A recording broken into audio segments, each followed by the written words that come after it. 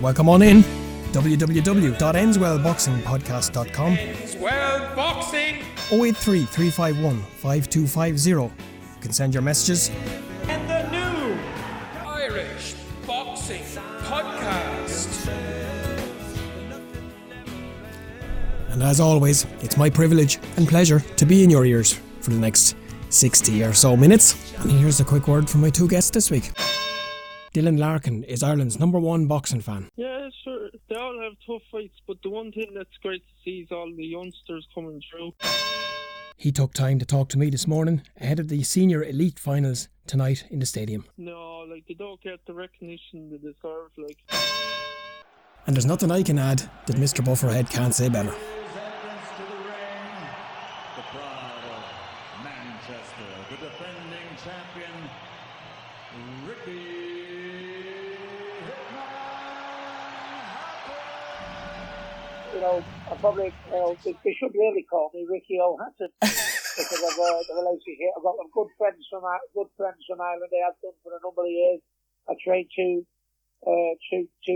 good kids from Ireland, and I drink Guinness like there's no tomorrow. So, a person. How many times have you heard stories from people from council estates or ghettos in America type thing that have been going down the wrong path? They've gone into boxing and then they ended up becoming gentlemen. That's the type of sport that we're in. I mean, after I beat Eamon McGee, he come into changing it before I fought Costivu to wish me good luck. And as I was on the pad, he was, "Come on, Ricky, you can do it." You know what I mean? And that's very, very unique.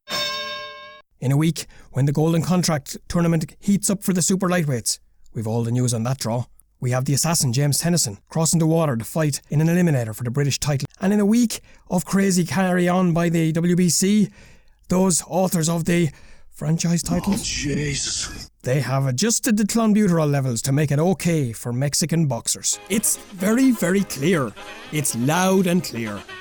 If you're Mexican, it's okay to take clenbuterol. It's like being a little bit pregnant, isn't it? As always, we'll start with the shout-outs. Personal one, friend of mine, been quite ill all week. Very, very ill. Gravely ill at one point. And was very worrisome, to say the least. A few crow's feet today, I can tell you, from lack of sleep. But it's all going well now. Back to normal. Fighting fit again soon. And looking as amazing as ever. So, watching out. Got your back. All okay. And one in this morning, hot off the press, Friday morning from Mooney, the man himself, down in Australia. Last day of work today. Free gaff. Laura, are you nuts? Gone and left him at home on his own. Party! No, those days are long gone, I can assure you. But he did ask me to say a special word to Laura Walsh, who's back home in Galbally this weekend.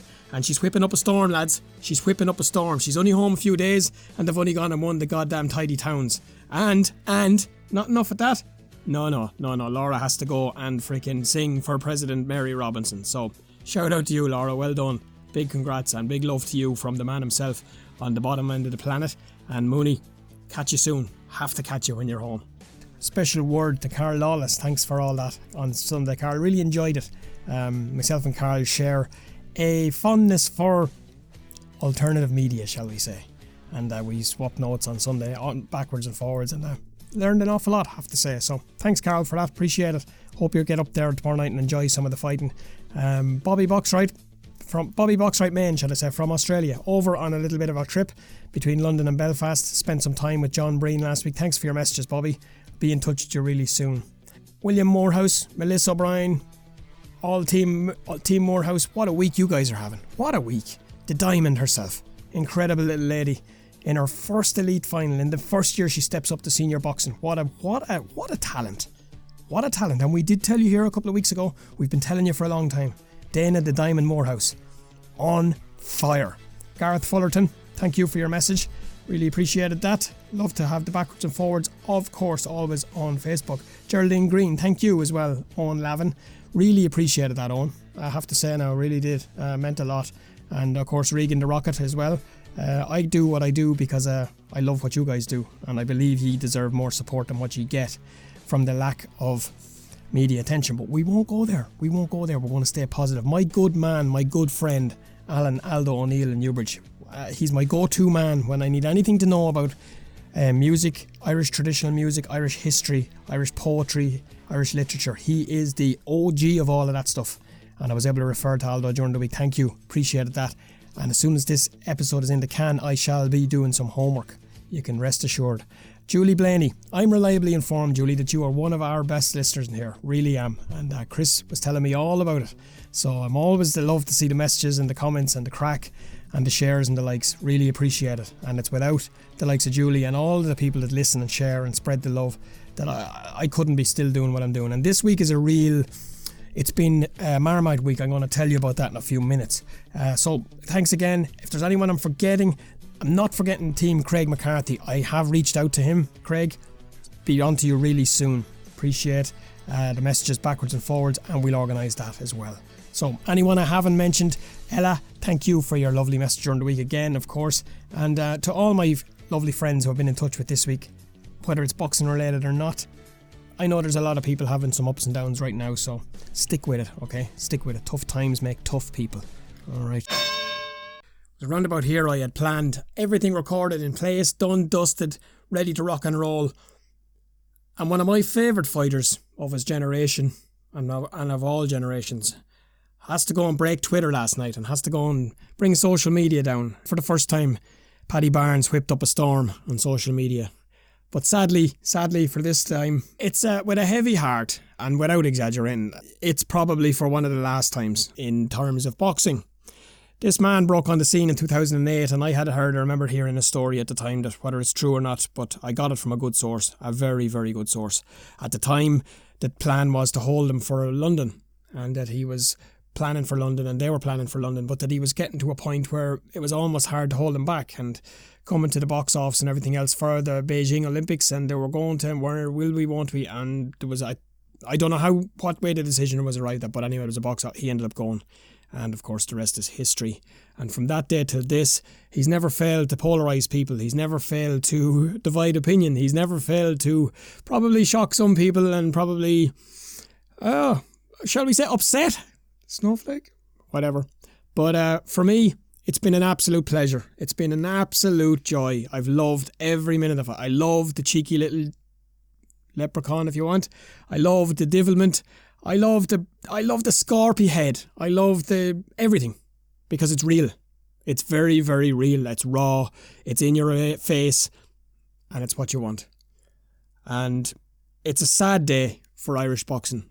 Without being dramatic, as I said, it's not a death, it's not anything like that, but it's a sad day, because it's the last one of that era, that crop, that team that broke through in 08, that started to deliver again after years of heartbreak and years of torment and years of going so close and decisions just razor thin, and bang, they arrived on the scene. And it just seemed to be year after year after year of medal at the Euros, medal at the Worlds, medal at the Olympics, more medals at the Olympics, more medals at the Worlds.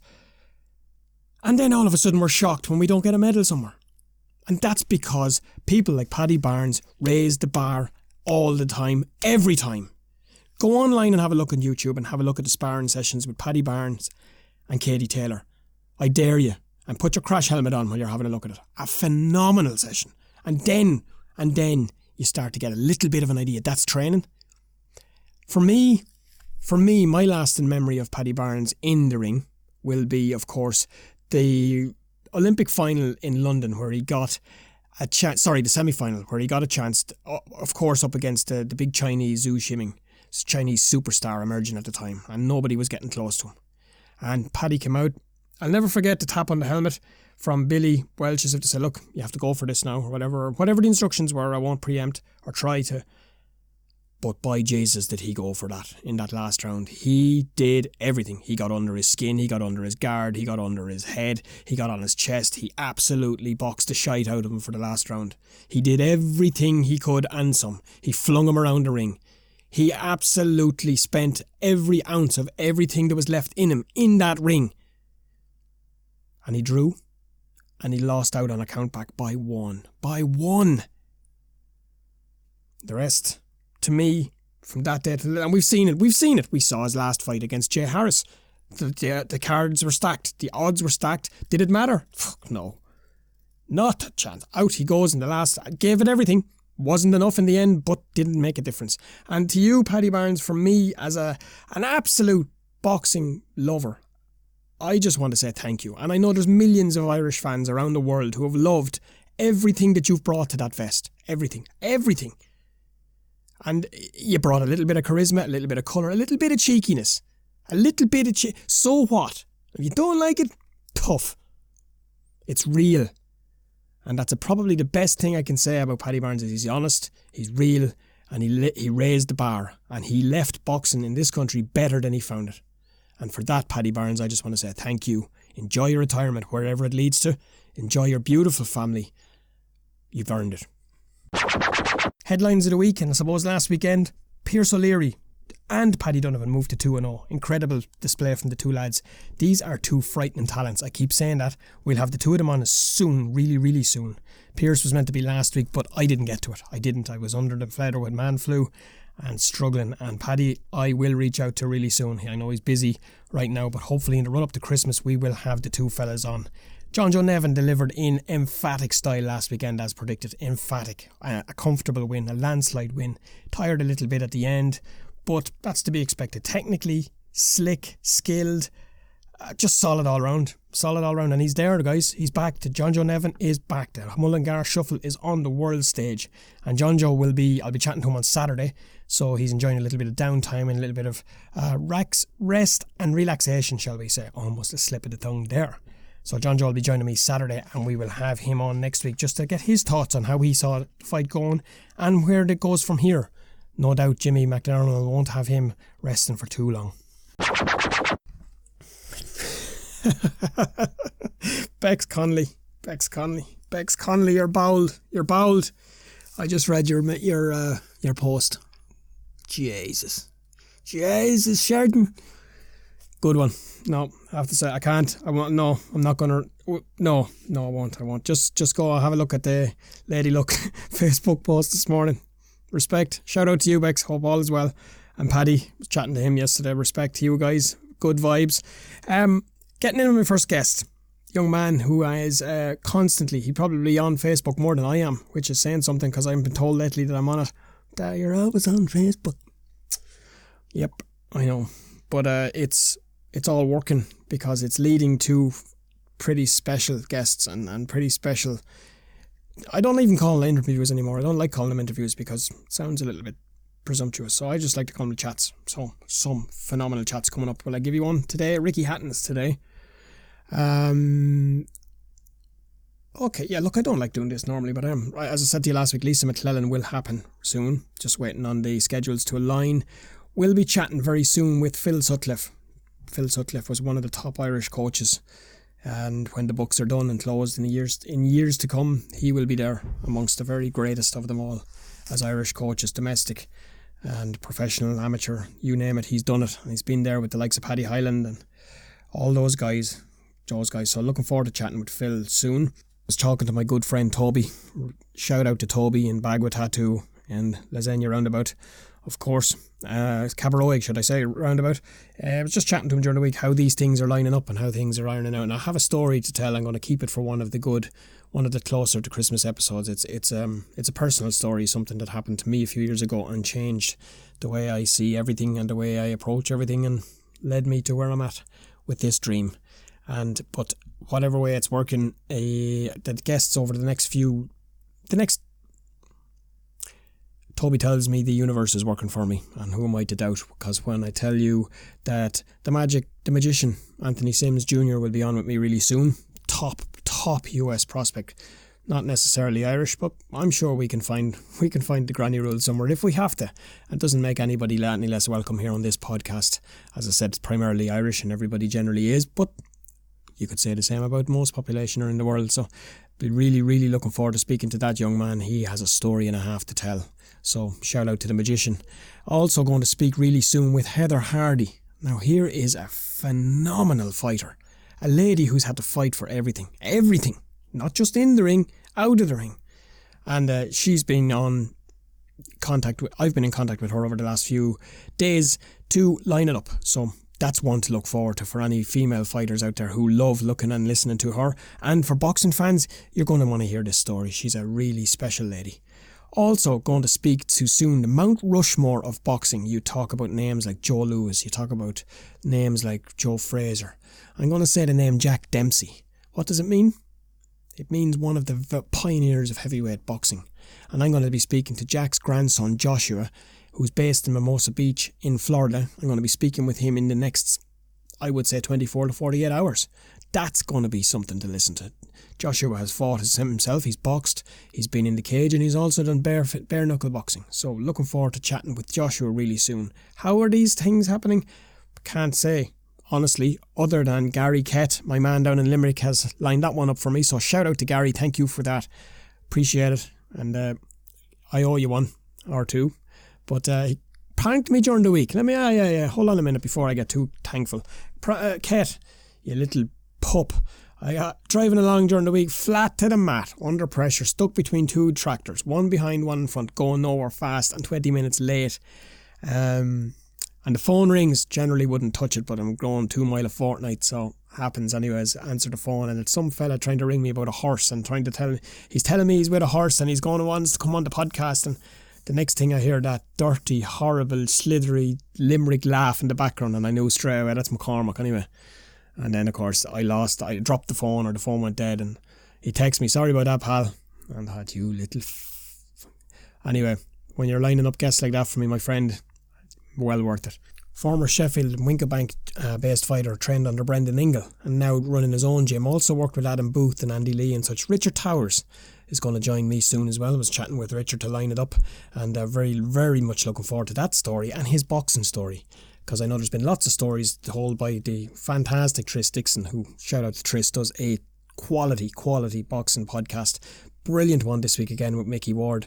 Brilliant one last week with Teddy Atlas. You gotta listen to Boxing Life Stories, or My Life Stories. I'm not exactly sure the name of it here off the top of my kyown. Also, I'll leave you with this one because I don't want to be giving away all the plans. Billy Schwer is going to be on with me on the... Billy, shout out to you. Come on to me. 26 or 27, which is it? Or do you want to do both? I'll do both, no problem. Any day a world champ feels like coming on talking to me, I'm happy. So there's a few that are coming in the next, they'll be coming in the run up to Christmas. And I'm thinking maybe doing a couple of, I'm going to have a collaboration, of course, with Nick Noonan down in Against the Ropes podcast in Australia. He's going to do one with me in the run up to Dennis Hogan's fight. So there's what you've got. And I'm going to do in the run up to Christmas probably a couple of co-hosted episodes as well. Who are the co-hosts? You're going to have to wait and find out. For now, my next guest is a unbelievable fight fan. He's a fella that's clocked up the miles. He travels all over the place. He gets the bus up to the stadium. He gets the bus home. He gets the Facebook. He gets everything across there. He gets all sorts of photographs and interviews. He's the number one boxing fan in Ireland, and he's Dylan Larkin from Naas. Now, let me put this on the record, right? You know the Bloods and the Crips and all that sort of stuff? Right. Rivalry, okay? Feud. Newbridge and Naas over the years, where I grew up in Newbridge and Naas. It was Shelbyville lads across there, and Witsy always had a famous one, a famous phrase that's very blunt and very simple. Any kids listen now, block your ears for a minute. It goes a little bit like, fuck Naas, is what Witsy used to say. And it always makes me smile when I see it. And you get a message every now and then, out of blue, out of nowhere, out of nothing, and you'd hear, all you get is that. And it always makes me laugh. But we parked our rivalry today, didn't we, Dylan? We surely did. And he joined me. He gave me some time on Friday morning to talk to me about the upcoming championships and about his love for boxing and what it is he likes about it. He's a great fella, a really great fella. He's such a nice guy. He's got time for everybody. Everybody's got time for him, and you can see why. You're going to hear it now in a minute. And we started off here talking about the fights on the card. I think there might be one in the last fight, but I think it'll all go to plan. Oh, the big boys. Yeah, but I think they'll go to plan. Yeah, he's fighting a lad from the army there. I think he might beat him. Antoine. No, Daniel. He won the medal there at the army. Right. So and they're only back from the World Championships. Yeah. Yeah, so that'll be tough. And then, of course, I'm just looking down through it. I'm not going to say we'll pick who, because look, boxing the way it is on the night, anything can happen. But a mutual friend of ours, both mine and yours, of course, and you know her well, the Diamond, I call her, and you call her Dynamite. What about her? Fancy her to win as well, yeah. What a little woman Dana is. Unbelievable. Oh, she's brilliant. What a year she's having. Brilliant year. She got nominated there for the Sports Personality of the Year, young. Incredible. And you know what it is, Dylan? It's as if she never won a thing in her life. The way she goes, she's brilliant. She talks to everybody. She treats everybody the same. There's no, you know the way sometimes when people get a few wins under their belt. Have you seen that happen sometimes? And all of a sudden they don't have much time anymore. Did you ever notice that? Yeah, she has time for everyone. She does, and so does Melissa, and so does William. They're a lovely bunch of people, and all I could ever say was wish them the best. I think we're going to see Olympic medal someday. What do you think? Yeah, I keep saying that. I really do, and I think she'll beat the one tonight. She'll have too much for her. There's one I'm only after spotting now as well. I just looked down at the list, and of course the one above it is Brandon. Of course, he's fighting. He's a tough job in his hands tonight. Yeah, sure. They all have tough fights, but the one thing that's great to see is all the youngsters coming through. Yeah, you're 100% right. Do you know what it is? I was quite sad last night, and I'm a little bit sad this morning because one of my favourite all-time retired last night. He hung up the gloves, of course, Paddy Barnes. Yeah, I've seen that. Very sad. I think I'm right in saying he's the last one of the 2008 team to come through, and what a special time that was. Kenny Egan, Darren Sutherland, Paddy Barnes. He's a great fella, a great ambassador, and I don't think he'll be gone too far, will he? No, I see him around. There was rumours going around that he was trying to go back amateur. That's a scoop, man. Dylan, you're getting good at this stuff, you know. Yeah. I won't go that far though. What is it about boxing that you love? Just seeing them bringing back medals and all the commitment they put in, like. People don't see the half of that commitment, do they? No, like, they don't get the recognition they deserve, like. And you know, that's exactly what made me make up my mind this time last year, almost on the birthday of the podcast, was I got tired of looking at, now I like GA and I like soccer and I like a lot of stuff, but I don't love it the way I love boxing. And I got looking at lads that were subs on this team and that team, and they're treated like little gods around the place. And you're looking at these people who are sweating their lives away, working their asses off every morning, noon and night, training 3 times a day, and mightn't get a word mentioned anywhere. Yeah, and they don't get enough tournaments either. Like, they don't get to go away, a lot of them. So yeah, and I decided rather than be one of those haters that sits around saying, whinging and giving out and moaning, I said, you know what, I'm going to try something, and we're going to try and be positive. So that's what the plan is now, and we're going to give all these guys as much praise as we can because they deserve every bit of it. Even the ones that don't deserve it, we're going to give them a little bit of it as well. How about that? Yeah. So yeah, it'll be. You got your ticket sorted anyway? Yeah, I'm all sorted. Good stuff. Shout out Davey on that one. Fair play to him. Yeah, very good to him. Yeah. So will you be ringside tonight, you will, or? I don't know where I'm sitting, to be honest. You don't mind as long as you're in there? No, I'll be with all the Dana's crew and that, so oh, you might hear me. Oh, Jesus, you're in with the rough crowd, so? Yeah, she promised me a pint tonight, so I have to be nice. Well, Dana Morehouse, if you're listening... No, not her. Her man promised me one. Melissa, it has to be 2 now, right? Because he's giving you a shout out on the podcast. So, Melissa, 2 pints for Dylan tonight, and if she wins, she's to get 3. How about that? There's a deal. She will win. Of course she will. Dylan, for the people that aren't used to going to the stadium and that haven't been there before, what's it like in there on finals night? It's a little bit special, isn't it? Oh, it's very special when you walk in the doors, yeah. I often describe it as it's like there's electricity in the air. Oh yeah, you feel it when you get in. Like, this will only be my second one. It gets a bit warm up there as well. Oh, it does, yeah. You nearly want to bring your own gear and be warmed up and ready to go. Oh yeah, you feel it there. I felt a lot the other night. Well, don't be drinking too many pints now or you won't be able to see who's fighting and you'll be filming the wrong things. I won't be. I'm not allowed. Or are you off duty tonight? Off duty, yeah. I'm not doing any fights tonight, no. I'm just going to enjoy it. They're giving RTE a chance tonight, are they? Yeah. Yeah, sure, look, we'll see how they get on. They've got a hard act to follow, in fairness, my friend. We'll have a look at some of the other ones there. Barry McReynolds and Brandon, that'll be they're 2. That's a new final. The new lads coming through there as well. They're 2 up and coming, yeah. Tommy O'Toole coming in against Emmett Brennan there in the 81. That'll be a big one. Yeah, that's the hardest one to call tonight. Yeah, that will be a tough one now. That'll be a tough one. Michaela Walsh going for her. She's going for 2 in a row. Michaela's on form lately. She's on real form. She's a big medal hope, I would say. Yeah, I can't see anything past her tonight. 51 will be in. 51 in the girls will be interesting. Niamh Earley and Ciara Smith. Yeah. That'll be. We won't call that one. How about that? We won't call that one. No. That's experience against youth, shall we say. I have to be neutral there. I'm Clare, man. So am I. By the way, you Nace? I'm an ace. What's that? What's this Newbridge Nace thing? Will we shelve that for the night? Will we? And 52, my friend, my absolute main man. I keep saying this about everybody. You know what happens, Dylan? I interview someone this week and I said that was my favourite, and I interview someone next week and said no, that one was my favourite, and then every week it's the same. So they're all great guys. But Regan the Rocket, he's on form, isn't he? Oh, he's in great form this year, yeah. It must be all the swimming in Bray. Oh, all the swimming, yeah. Getting up early. Do you know what? I wouldn't fancy jumping in there. It just looked. No. At 6:30, no thanks. No, at 6:30 in the evening, Dylan, I wouldn't chance it. 57, Patrick Adamus and Dean Clancy. There's another new one. Dean is breaking through too, isn't he? Yeah, great. For me, he's the form boxer at the moment. Yeah, it's all about timing. Battle of the Walshes. Aidan Walsh then and Callum Walsh. And then, listen, there's going to be sparks in the 69 kg with the girls. Holy, bring a crash helmet for that one. Oh yeah, big one. That's the type. Going to be another tight one. Would you be brave enough to call that one? On form, I would say Kirsty, but that's not saying for definite. Well, let's take opposite sides on that one. Right, I'll go with Grania, you go with Tina, and you know what I'll do? I'll get you on Monday or Tuesday and we'll have a catch up and talk about what we think. How about that?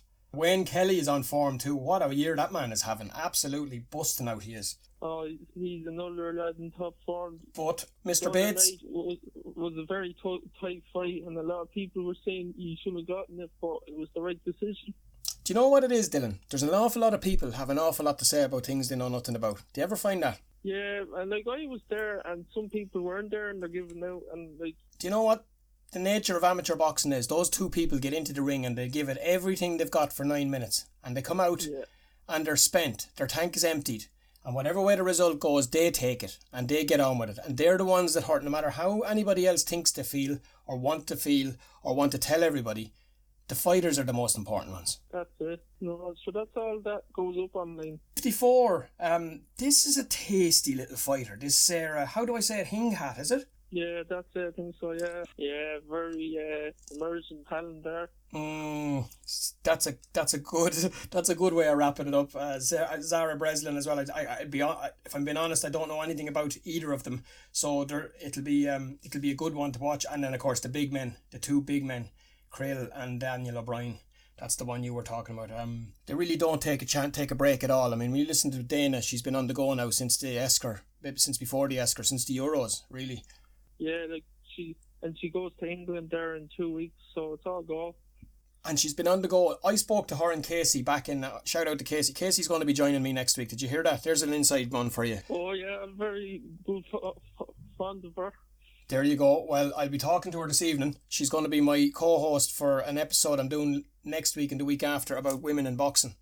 And we'll have some real good ones on that. So Casey's going to help me out. She's very posh, you know. She's a great voice for the microphone. So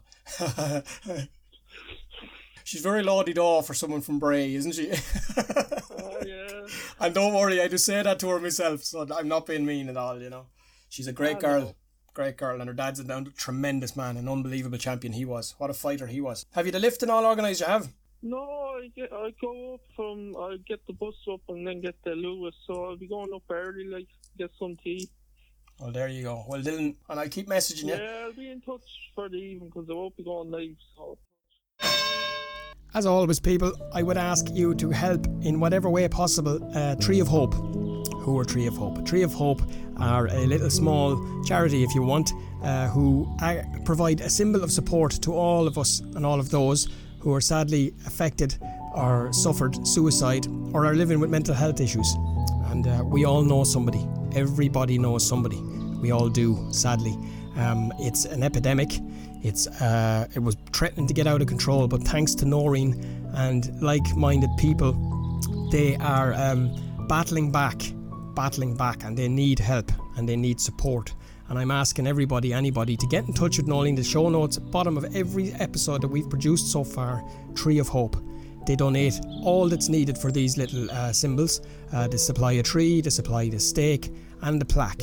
All you got to do is get in touch. They'll do the rest. You find a green or a public area, you get permission from your local authority or your club, school, college, workplace, wherever, and you get in touch with the person there, and Noreen will supply the rest. That's all you have to do. If you want to do a fundraiser, if you want to help somebody, please do that also. But don't forget, no matter what, if you can, Tree of Hope. Any noise? Didn't I tell you? What a man. Best of luck, Dylan. Have a great night tonight. No doubt you will. And looking forward to catching up with you. And I will catch up with you for next week's episode. And we will definitely get your thoughts on how the fights go tonight. And best of luck to everyone involved there tonight. All the fighters, all the officials, all the fans and everybody. Get there. Make sure everything goes well. And as I said, the important ones for me, always first, foremost, and forever, will be the fighters. It's their dreams, their hopes, their ambitions and their plans for every day for the last, God knows how long. So to each and every one of you tonight, I wish you the very best of luck. I hope everything goes the way you planned, and may the best man and woman win each time. Dylan, thank you, as I said. And Melissa, I just wanted to say to you that I was joking, just in case. I listened to it back in the edit there, and it sounded a little, oh, you're in with the rough crowd. Of course I'm joking. You guys are the furthest thing from rough I could hope to meet. Gonna go a little bit of the news that I'm gonna catch up on as we go ahead before I speak to Mr. Hatton. New York City based Irish fighter, light welter, Nolly Murphy. Big news for him during the week comes out. He's about to fight a top ranked prospect, Joshua Vargas, who is 15-1, I believe, 15-4, I believe. 15-1, sorry. And that's for the IBF North American title at MSG. That'll be on the 14th of December. A nice little run into for Nolly. And I might try and catch up with Nolly before then. Had him on, of course, before his fight in the Neptune Stadium. Great fella. Jay Quigley, my man, our friend here, making his comeback. Quick return after, he's going to have an 8-rounder, I suppose, and it'll be his first one under Andy. And it'll be at the Hangar Event Center in California. He faces Abraham Quadero, and he's 13-4. He leads his way back in there with an 8-rounder, but it'll be telling to see, shake off the cobwebs, shake off those mental scars, and get himself back to where he is. As I said to him the night of the loss, you didn't become world class overnight, my brother. You're not going to become bad overnight. So just a matter of getting the show back on the road, fixing the pothole, get the tyre back on the car, and away she goes again. Domestic favourite, my man Franzi Lazojo has his first fight over based of course with Jono in the Champions Gym in Lanzarote. He's a Lanzarote located lightweight, like that one. And he faces unbeaten Moldovan Mihail Barovic, 3-0, who's based in Tenerife. That'll be his first fight back since injury, since losing out at Celtic Clash 8. So best of luck. Gonna have Jono and Francie on real soon. And Slaney Nolan, Carlo-based pro. Was planning on doing the jukebox here that was here today, but because I caught up with Dylan and because Paddy Barnes and everything else, blaming you lads, right? But no, I'll have it for next week, and it is of course picked by Laura Walsh, who is about to get married, so doing a little shout out for her. 1994 will be the year. Wanted to touch on that story at the top of the hour there. It is the WBC clenbuterol story. I mean, where are we going with this really? What they're saying is they're giving a green light to Mexicans who show up traces of clem in their system. Now, what's clem? Okay, anyone that's not familiar with boxing and drugs, and I'm not massively au fait with it. I will actually try and find somebody, if you know of anybody, get in touch that is au fait with it, that maybe a tester or someone that does it. Anybody. It'd be great to get an informed opinion. Always is the best way to go. But what's happened here essentially is the WBC have agreed to use the higher VADA standard. That the higher VADA standard would be to say that any small traces that show up in a test are going to be disregarded. Now, in the last couple of weeks, we've had 2 Mexican fighters who have tested positive. We've had Julio Cesar Martinez, who was, of course, in with Charlie Edwards, and we have Ray Vargas. We've also had, of course, Canelo. So now what we're saying is that those tests are irrelevant because they weren't below the threshold. How does this go to fare? How is it going to fare? And as I started to say earlier, what's clem for? Clem is used as a bulking agent, I believe, for beef cattle farmers in Mexico and South America, which means is it helps them build muscle mass, it helps them build meat, it makes the cows fatter, the farmers get paid more, but the traces come through in the meat. Now, here's my issue with that, okay? And it's very simple, it's Farmer Brown logic, okay? 1 + 1 is 2, 2 + 2 is 4, most of the time. Not in Mexico. No, not if you're Mauricio Suleiman. Oh no, Mr. Suleiman say no. Say it is okay for clenbuterol to throw up if you are from Mexico. But what if you are from Ireland? What, you from Ireland, boy? And you turn up with a bit of clenbuterol in it? I was eating a cow down there. No. Listen, what happens with Dillian White? What happens with Billy Joe Saunders? What's the story there? You cannot be a little bit pregnant. You can't. You can't be half pregnant. You can't be sort of pregnant. You either you are or you aren't. So you're either a drug cheat or you're not. Clenbuterol can be used in humans for fat loss, muscle building, and it's used, I believe, as a masking agent for stacks of steroids and everything else. Dirty world. It has to be all or nothing. All or nothing. So, is it going to be for Mexico only? Is it going to be clenbuterol only? Who knows? But it's getting into dangerous grounds, and it's not ideal in a sport where the aim is to knock the other person unconscious. Not good. Watch that space, listen for Suleiman. God only knows what he's going to come out with next, because he is the gift that keeps on giving if you're a comedy writer. Spike O'Sullivan has a fight with Jamie Munguia. Spike, I wish you well in this one. I hope he turns up. I hope everything is the way to say it'll be, because well, Jamie has a habit of not doing what he says he'll do down there, and Oscar is in. Oscar, yeah, I won't say nothing about that. But anyway, it's fixed for the 11th of January. Of course, we wish the absolute best for Spike. Spike is one of the great servants of Irish boxing. He's been around forever. Forever. He's a character. He's a fighter.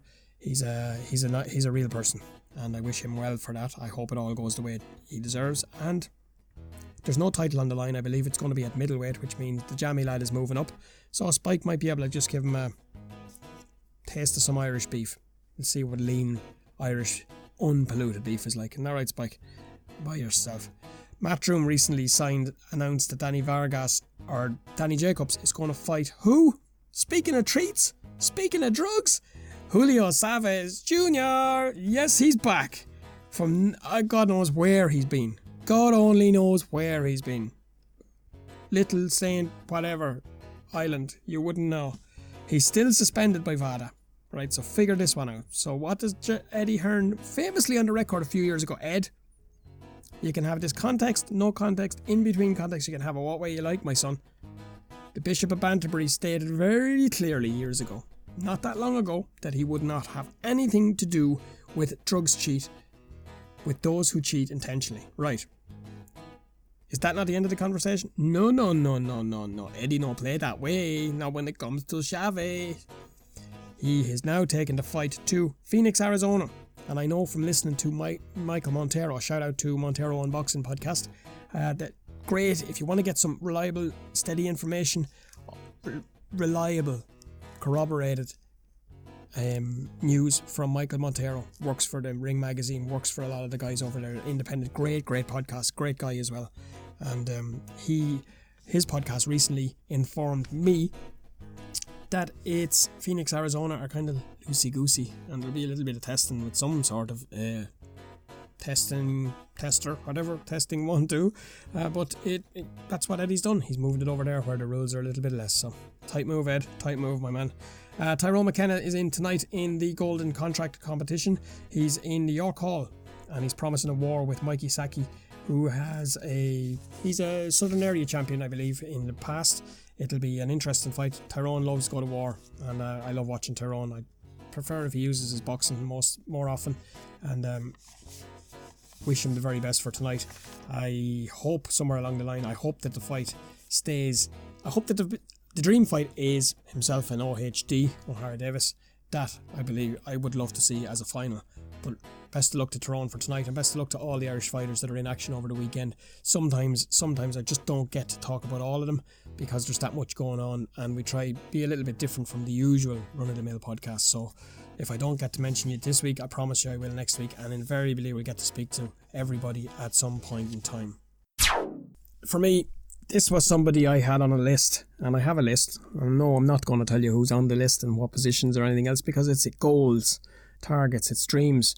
And this guy is a fighter that I watched for so many years from such a distance, and admired everything about him. I admired how he brought it when he entered the ring. I admired how he stayed grounded outside of the ring, and I admired how he absolutely delivered every single time he went in the ring. Of course, we're talking about the Hitman, Ricky Hatton. And the couple of losses that he did suffer in his career, he suffered badly with them because he was such a realist. He was such a people's person. He was such a nice, genuine fella. And sometimes you can be a little bit, I suppose, reluctant, sometimes a little bit hesitant, a little bit concerned, I suppose. Are your idols, or are the people, I won't say idol, but are these guys that you, I guess idolise? I guess you did idolise them for so long. And will they measure up to what you thought? And I can absolutely say unequivocally, yes, 100% yes. Ricky Hatton is a people's person. He's a people's champion. He brought record numbers of people across to Las Vegas. His career record, 48 fights, 45 wins, 32 by way of knockout. How about that? Okay, you could stop there. He won the light welter, he won the welter, he won the unified, he won the... you name it, everything. As I said, he's training fighters. He's got his own gym. He's always had a strong connection with Irish fighters. He's had a strong affinity with Irish people. And he says himself, he should be called Ricky O'Hatton. So, an absolute pleasure and a joy. And again, without sounding like a fanboy, Ricky Hatton. Yeah, brilliant to be honest. Yeah, Chris Blaney obviously has got fighting December's fighting for the Celtic title. The title he won, a while back. And I've got Brett McGinty from Derry. Donegal. Yeah, Donegal, who's had a great amateur career. Won lots of national amateur titles. He boxed for his country internationally in tournaments all over the world, and he's got a very, very bright future. And two good kids to boot. Pleasure to train them. Do you know something? I'm being a little bit cheeky here now. It's very hard not to say he's from Donegal without a touch of the accent. I heard it coming through there when you said it, from Donegal. And then you have our favourite Navan man beside you as well, which is a different accent entirely. From across the water, where there seems to be a heavy Irish influence through your life the whole way through. And it was something... It is, yeah. Well, I probably, they should really call me Ricky O'Hatton. Because of the relationship. I've got good friends from Ireland. I have done for a number of years. I trained two good kids from Ireland, and I drink Guinness like there's no tomorrow. So I'm probably an adopted Irishman. I've got lots and lots of Irish mates, and I think it's just people like me for my fighting, and they like me for my sense of humour. And I've never met an Irishman yet without a sense of humour, so I think that's what it might come from. If you look back at the champ camp and through the Phoenix camp and now on into your own, it's almost different fellas but the same sort of characters. Would that be right? Well, it is, yeah. I mean, Billy Graham, before Billy Graham trained Ricky Hatton, he had British champions, like Maurice Crowe, Frank Grant, Paul Burt, and he had world champions like, Carl Thompson, who had them wonderful fights against Chris Eubank, and Commonwealth champions like Steve the Viking, Foster, Henry Bingham. I mean, the list went on. So even before Ricky Hatton came along, Billy Graham was Wales training, was tried and tested. You know what I mean? It's been proven. You know what I mean? And I'm just passing on what Billy has taught to me, and obviously with my own little input on things as well. But I mean, thus far it's been successful for me. I mean, played two European champions and Sergei Rabchenko and Zhanna Zakyanov, and Zhanna Zakyanov ended up winning the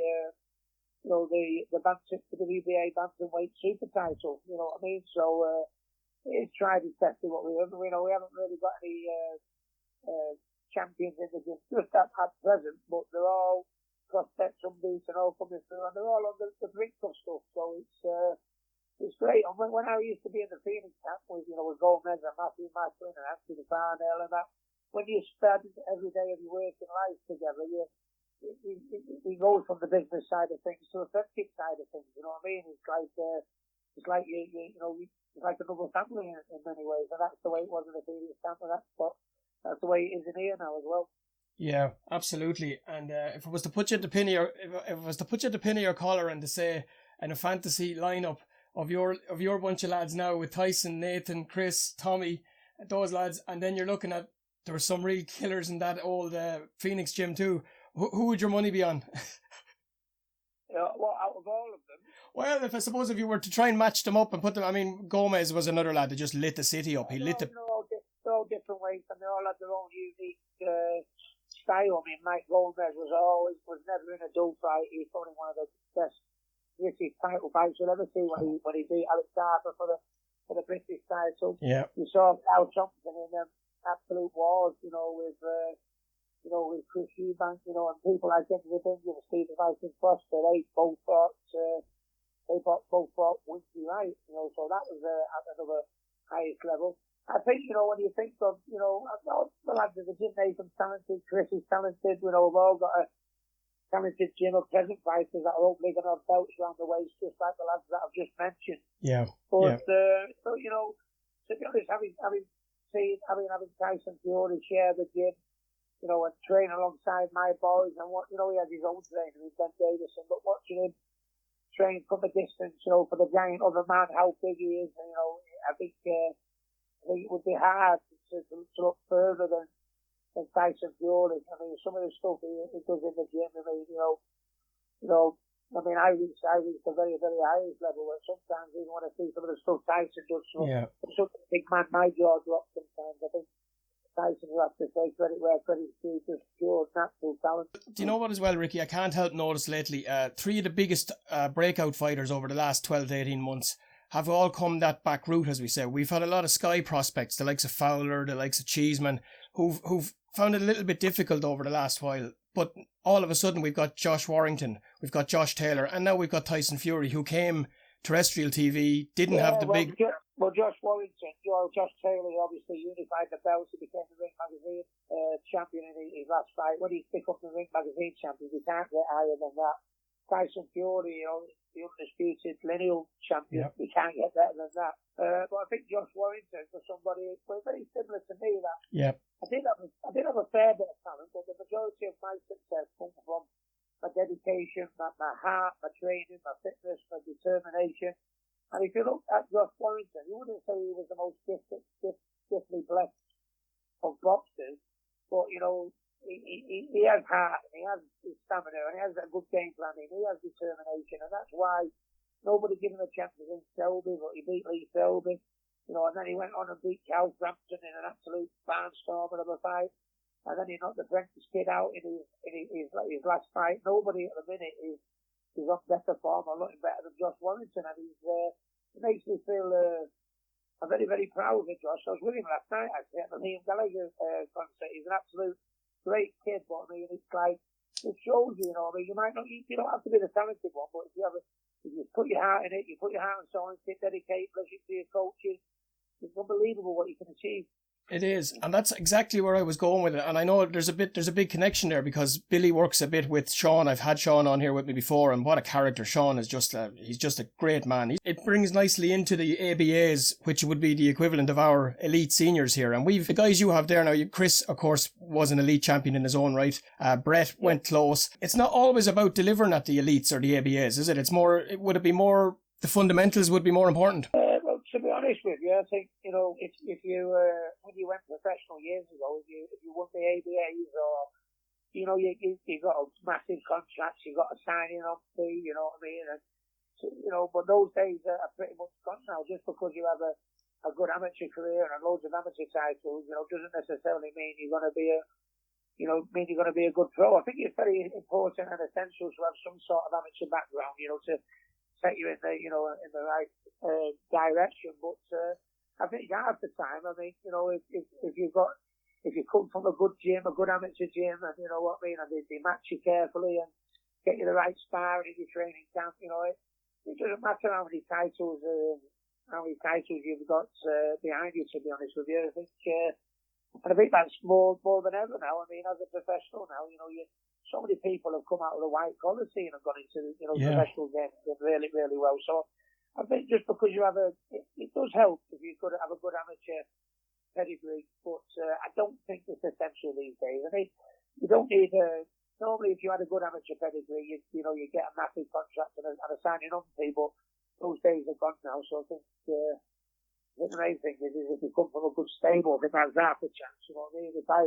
If I set, a fighter to Frank Warren already here and they say, sign this kid up, he's good, I like to think they believe me, and I think that's more important now, than having a shitload of titles, as we say. Yeah, no, you're right. And before we get to talk about Chris and Craig, I wanted to say I had John Breen on here last week, 2 weeks ago. He's 40 years as a trainer, and of course, when you talk John Breen, you got to talk Eamon McGee. I mean, Yeah, he's had some good fighters, John Breen. Yeah, and Eamon McGee, he taught me a lot, Eamon. You know what I mean? I was walking through everyone at the time, and I suppose we were walking through everyone after I fought Eamon McGee. But I mean, before I fought Eamon, I was just steamrolling everybody. And one thing Eamon McGee taught me was you can't steamroll everybody. You know what I mean? You've got to be careful. You know what I mean? You've got to, as you go up through the levels, you've got to be a little bit more cautious and a little bit more clever in the way you're thinking. And I just thought I was invincible at the time, and Eamon stuck me on the arse, and he taught me a very valuable lesson. I wouldn't say brought me back down to earth, because I believe my feet have always been on the floor, but it just hit home for me. Yeah. Yeah, no, I have to say the same, and John speaks very highly of you, and always did, and Eamon I know as well, and they've had their ups and downs over the years, but as you said, when Chris has boxed in the National Stadium a few times, obviously we've gone over there and bumped into Eamon, and we've had a few points in the back stuff, as we say.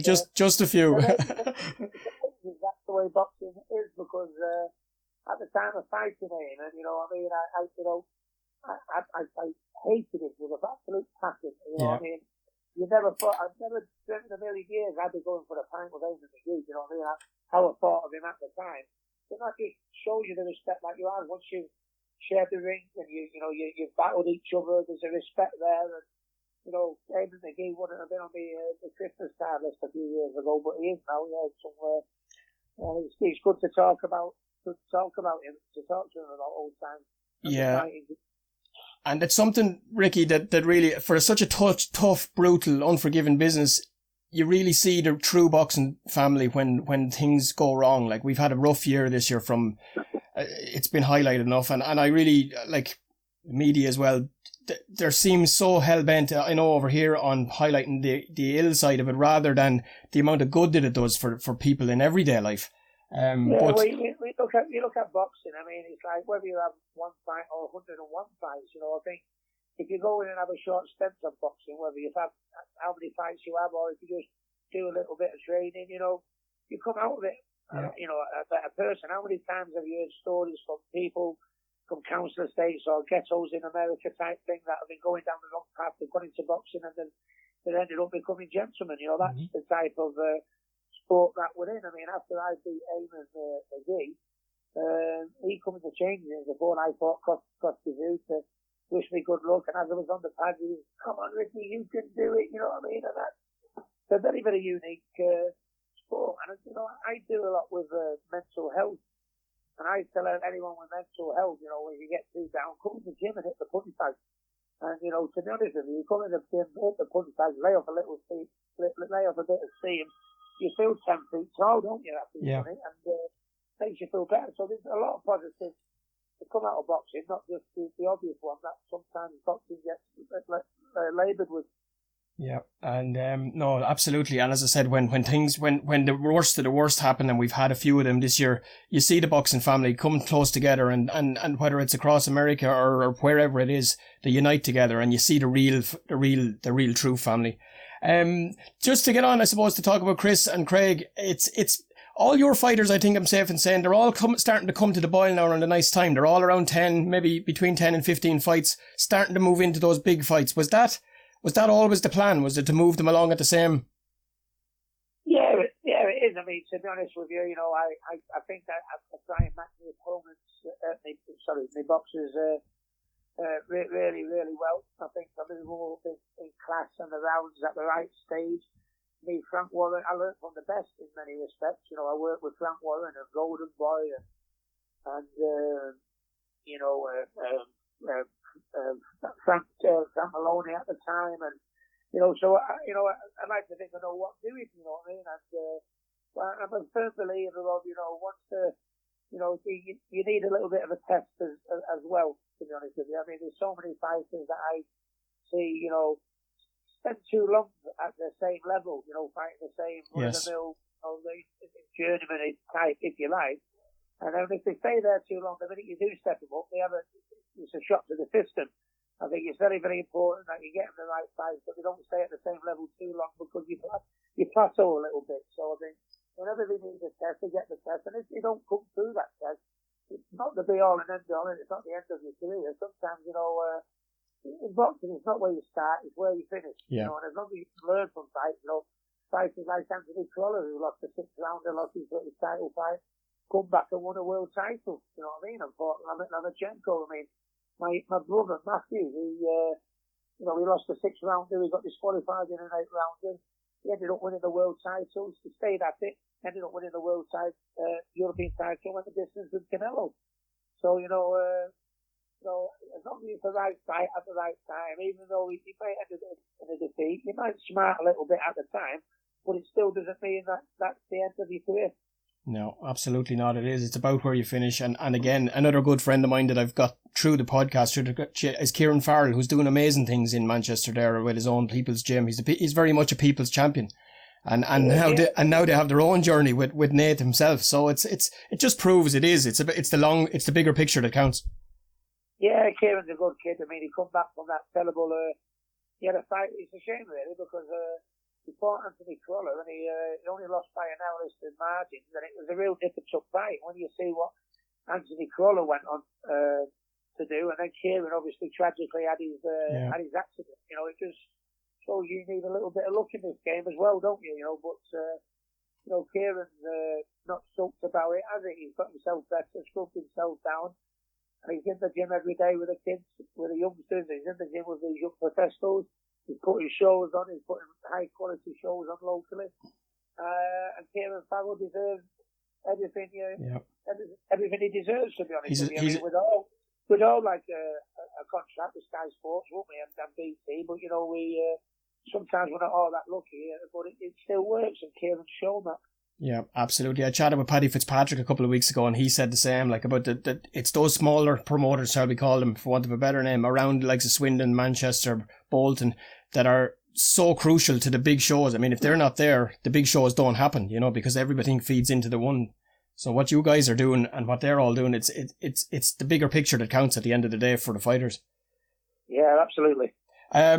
I'd be shot if I don't talk about that Navan man in front of you. So this is his come out fight. This is his, in fairness to him, he's been patient, and I spoke to him a couple of weeks ago, and I'll get him again in a minute, but he's been patient. He's had guidance. Jerry Cooney said to me in my very first interview that he didn't believe there were enough mentors around. And I said it to Chris, I could see so many traits in the way Billy looked after you and how you look after your guys. They're more or less family to you.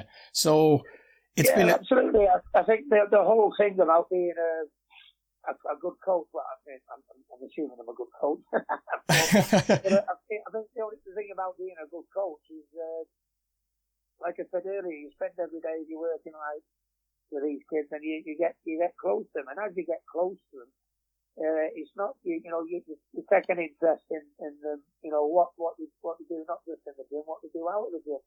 I think what makes me a good coach is, I've done so many good things in the gym and in boxing, in my boxing life, but I've done so many things, so many bad things, I'm sorry to say, away from the gym. I've been very down and depressed, suicidal, and it's well documented the problems I had, but I've come through them. So I think my fighters, there's a closeness now where my fighters feel they not only can come to me and talk about boxing or the right hook, left hook or the body shot, they can come and talk to me about everything, because anything they come to me and ask for, right or wrong, they'll probably fucking experience it. So, and that's, and you get close to, you get close to them when you do, and not more so than Chris.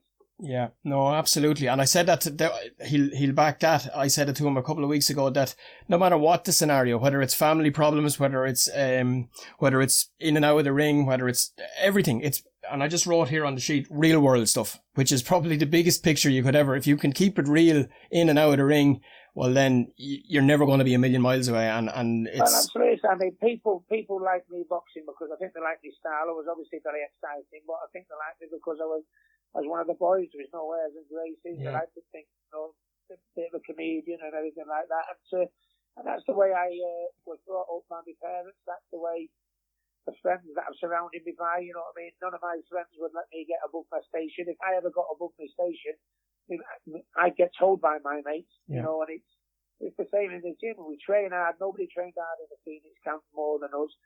And nobody trains harder in here than the lads. But I mean, you know, you've got to train hard. You've got to have a laugh and a joke. And there's a time if they need, you know, a telling off or a clip down the ear roll, they'll get that as well. You know, there's no BS in this gym. It is what it is. And I think as far as, you know, there's an honesty that, you know, we'll train hard, we'll work hard, but if you're not pulling your weight or you're not doing this, you'll get sold. And I think that's the way.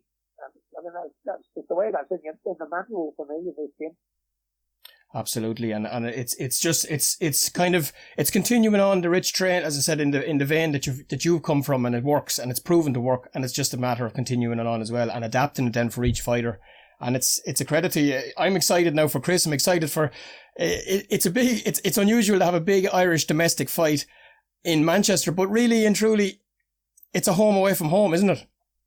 It is, to be honest with you. Yeah, I mean, you know, Chris obviously moved over from Hatton to Manchester, you know, to train with me, you know. So I suppose in many ways Chris is the home fighter. You know, he's got a lot of friends in and around the area. You know, his friends now are my friends now. You know, and that's why there's a nice, you know, closeness that me and Chris has. You know, but the fight for the Celtic title, you know, when you're an Irishman, you know, when you fight for the Celtic title or an Irish title, it means a hell of a lot. You know, when I was coming up, you know, when I was fighting for an English title or the British title, of course I went on to become a world champion and that, but I still one of my proudest moments was winning the national title.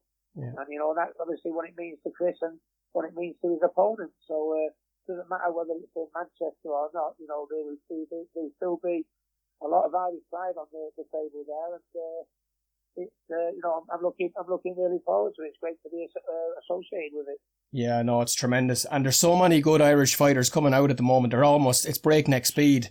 It's setting up a lovely little domestic scene. So I think it's safe to say we're going to see if the Irish, for such a small country, it's amazing how many talented boxers they actually turn out from Ireland. And I think that's got to be because of the amateur system that they have in place over in Ireland to turn out so many, you know, for such a little country to turn out so many good ones. You know, the Irish Boxing Association must really have the house in order to be doing as well as they've done and how well they continue to do, yes. Just have a look at Chris's face when you ask that question and see what the look is like. I'm sure there's a lot could be said about that one. But yeah, by and large, it's producing phenomenal talent. And I think it's some of the things we do, Irish people, by their nature, they like... Well, I mean, I'm only speaking from Chris's point of view, but ugly boxers as well. Yeah. Ugly boxers. Absolutely. No, he's and there, it's like everything, Ricky. It's when you get into that side of things, there's always people, you're never going to please everybody. The bottom line is, if the important ones, in my opinion, are the fighters first, foremost, and always, and when they're being looked after, everything else then can come wherever it likes, you know. Yeah, absolutely. Yeah. Two things I wanted to say to you, my friend, before I let you go and have a word with Chris. Sad to see Crawler passing on, or not passing, but hanging up the gloves lately. It's the end of a proud era, I suppose, because he took up the mantle, I would say, very much from yourself. I think I have a feeling who the next young man might, not to put too much pressure on him, but of course, talking about your own son, Campbell, what a talent that kid has. Well, you know, Campbell, I mean, he's come a long way. He lost in the quarter final of the NYC, used to known as the boys clubs, and he lost to a very experienced lad who boxed for England many times and had about 50 fights, which is twice as many as Campbell. And it was real nip and tuck. You know, Campbell's only had about 22 fights, so and he's only been boxing a few years, so he's coming on very quickly in a short space of time. You know, so I mean, I'm happy with his progress and where he's going. I think he might have it, to be honest. He needs a little bit more time and a little bit more experience. You know, bearing in mind that he was a late starter. But very exciting times. With, yeah, I have to say though, I mean, it was a shame Anthony Crawler, you know, having to retire. You know, but I think he did it at the right time. But I think I think there's been a few tragedies this year, haven't there, where a few boxers have sadly lost their lives, didn't they? In a short space of time together. You know, a few boxers passed on, which is very, very sad. But I think another boxing tragedy was probably Ryan Burnett having to retire with his, with his back. You know, I used to train Ryan in the early days, and obviously been very proud of him and watched his progress. And I mean, it's amazing just as he won the world title and and unified the belts when he should kick on and get his defining fight, and that the poor Ryan had to retire. You know what I mean? I think that was a very upsetting day for boxing, because Ryan was very excited in all his good fights, and there was a lot of boxing and so many good fights ahead of Ryan. So I think that was probably another tragedy that we've had this year. Yeah, I agree with you. I had an episode 2 weeks ago about it, and I actually said it more or less the same way, that it was a low point for me in a year that's been quite high. Apart from those boxing tragedies, I actually agree with you. Yeah, he's a tremendous loss. You look at the fight that Donaire has just been gone with the Japanese kid. I can't remember his name, but I mean, God, that was probably fight of the year, wasn't it? I think so. Yeah. Those fights there that we're going to be talking about years to come, Ryan could have been in them, and that's the upsetting and tragic thing for not just for Ryan, but us as British fight people. You know what I mean? So it was a shame. Yeah. And the last thing I wanted to ask you was all about building process. It's taken these guys from their transition into the pros, from the amateurs or from the outset. Is there anything, Ricky, from your experience that can prepare you for the biggest of big nights to me, okay, you're probably going to hate me for this. I'm a Red. I've seen United under Atkinson losing to everybody. I've seen them. One of my favourite players, let me add, was Georgie Kincladze. I always wanted him to move across the city, so there's not many United fans would be admitting to that. Georgie was a very, very good, a very good friend of mine. He comes over every now and again, and we go out for the beer. Little wizard.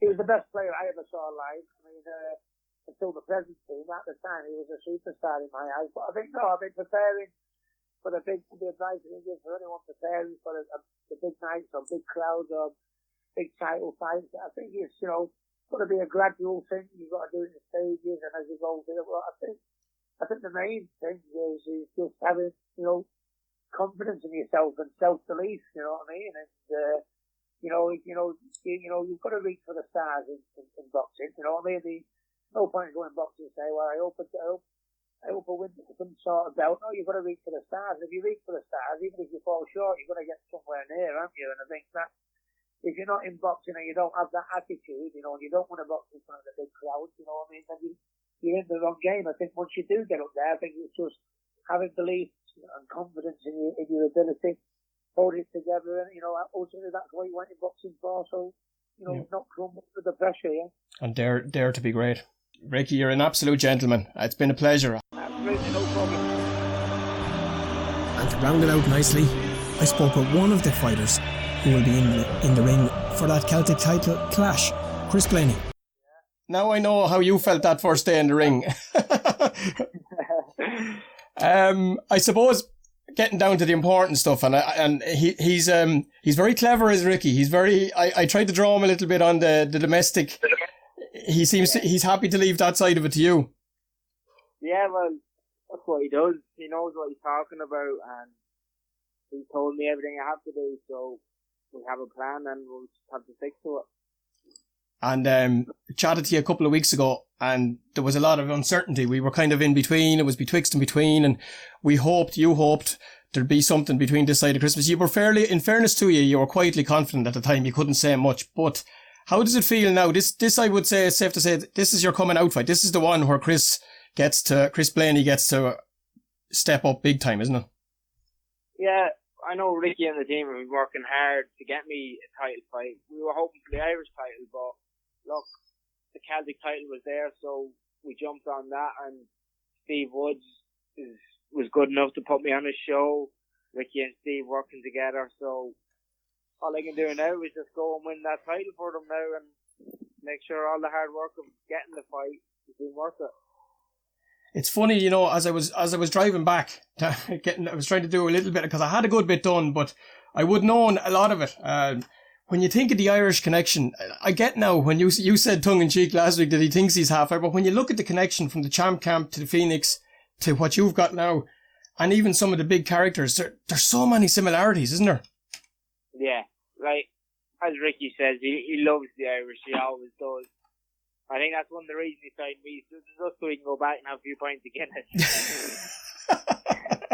Yeah, no, look, Ricky, he'll tell you the way it is, so probably the best man for me. It's incredible. It's you're in like whatever the fight in a couple of it'll be almost like, as I said to Ricky, when you think of the amount of Irish in Manchester, it may as well be in Ireland, and yeah. Hopefully going forward, the powers that be over here can get their ducks in a row, and you can look forward to some more fights here on home soil as well.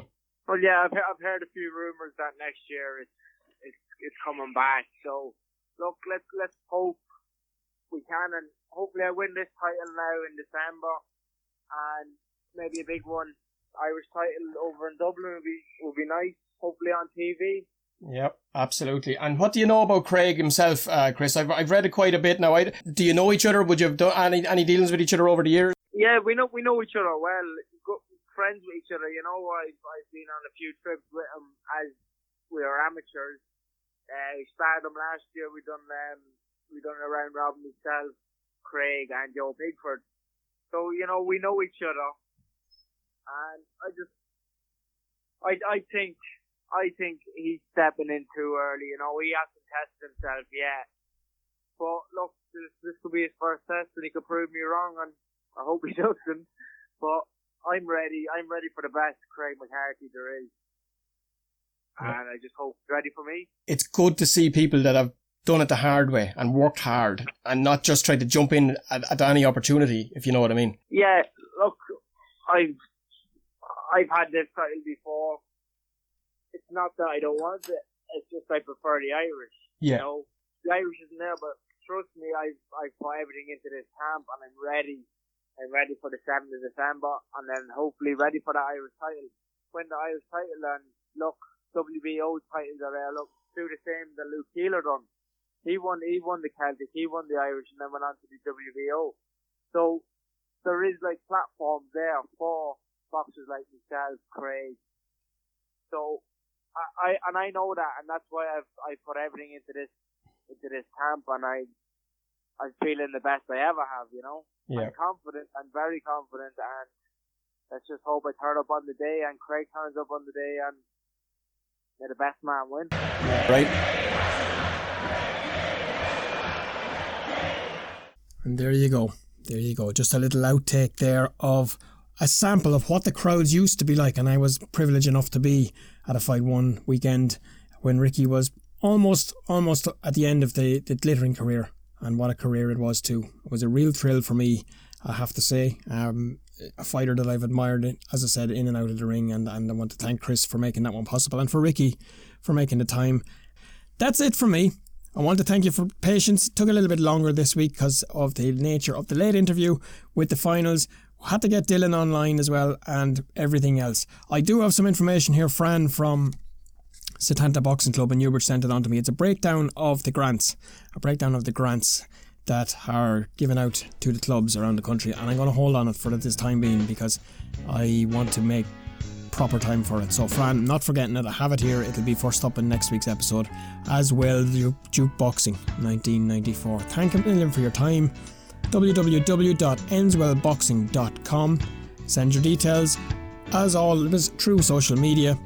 Love, share, pass, spread the word, help us get the word out there. From me and them, until then, if you can't be nice, be quiet.